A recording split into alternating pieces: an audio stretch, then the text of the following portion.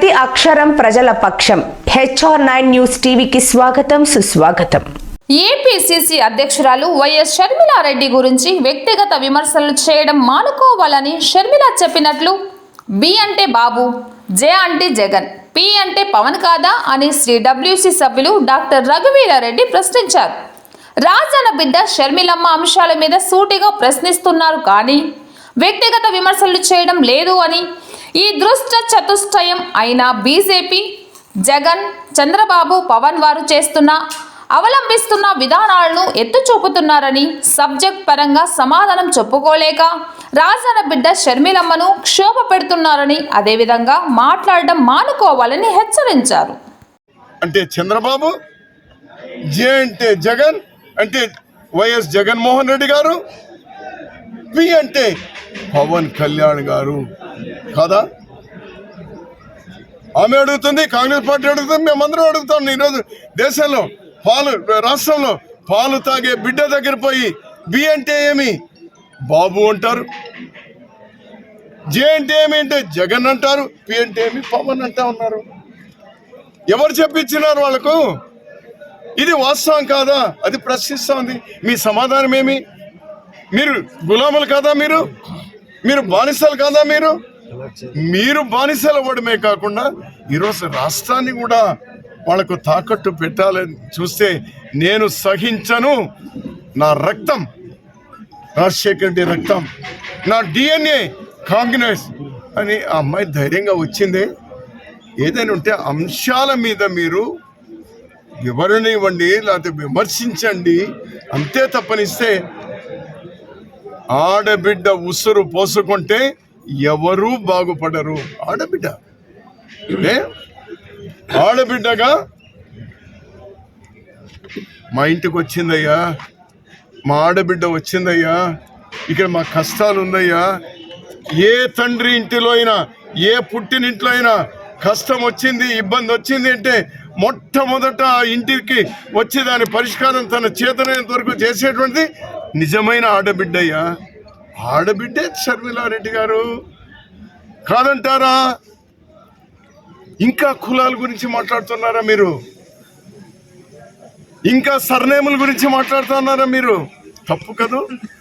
దయచేసి ఆ విధంగా మాట్లాడదు. ఇప్పటికైనా ఆపండి. ముఖ్యమంత్రి గారికి ప్రత్యేకమైన బాధ్యత ఉంది. ఆపండి. ఈ వికృతమైనటువంటి చేష్టలు, ఈ వికృతమైనటువంటి ట్రోలింగ్స్ ఆపండి. శిక్షణ నిలబడండి, చేయండి. కాంగ్రెస్ పార్టీగా నిలబడింది. విధానపరంగా ఏమైనా ప్రశ్నించండి, కానీ ఇది సరైనది కాదు. చాలా నేను ఆ క్షోభ చూసిన ఆ బిడ్డ పడుతున్నట్టు వాటికి సమాధానం చెప్పకుండా వ్యక్తిగతమైనటువంటి విమర్శలు ఎంత హేయంగా, ఎంత హీనంగా అటు తెలుగుదేశం కానీ మరీ ముఖ్యంగా జగన్ పార్టీ ఎట్లా చేస్తారు? నీ సొంత చెల్లెలే, దాన్ని ఆపలేరా? మీరు ప్రోత్సహిస్తూ ఉన్నారు. అంటే ఇదేమి మొదటి కుటుంబమా? రెండు పార్టీల్లో కుటుంబ సభ్యులు డిఫరెంట్గా ఉండడం? సోనియా గాంధీ ఒక కుటుంబంలో లేదా? సోనియా గాంధీ ఒక పార్టీలో లేదా? మేనకా గాంధీ మరో పార్టీలో లేదా? ఎన్టీ రామారావు కూతుర్లు వేరువేరే పార్టీలో లేదా? ఈ భారతదేశంలో కొన్ని వందల వేల కుటుంబాల్లో ఆ పార్టీలో ఈ పార్టీలో ఉన్నారు. దేశ స్వాతంత్రానికి పోరాటం చేస్తున్నటువంటి రోజుల్లోనే అక్కడ ఇక్కడ ఉన్నారు. తప్పేమిటి? ఏంటను ప్రపంచమంతా ఉన్నదే కదా.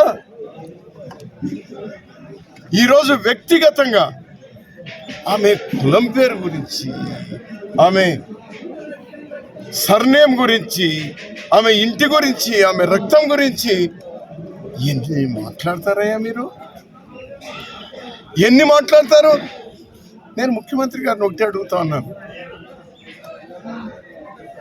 ఒక చెల్లెలని నువ్వు నిజంగానే మీరు చేస్తున్న విమర్శలే నిజమైతే, ఆమె క్లియర్గా చెప్పింది, నా ఆస్తుల కోసం కాదు, నా పదవుల కోసం కాదు. మా నాన్న రాజశేఖర్ రెడ్డి గారు మాట తప్పని వాడు, మడం తిప్పనిటువంటి వాడు. అతను చనిపోయే కంటే 3 రోజుల ముందు ఇచ్చిన వాగ్దానం, అందరితో చేయించిన ప్రతిజ్ఞ కాంగ్రెస్తో రాహుల్ గాంధీ గారిని ప్రధానమంత్రి చేసే వరకు మనం విశ్రమించొద్దు అన్నారు. దాన్ని కొనసాగించడానికే నేను వచ్చినాను అనేటువంటి మాట అన్నారు. ఎట్లా తప్పడతారు మీరు? అది ఇదే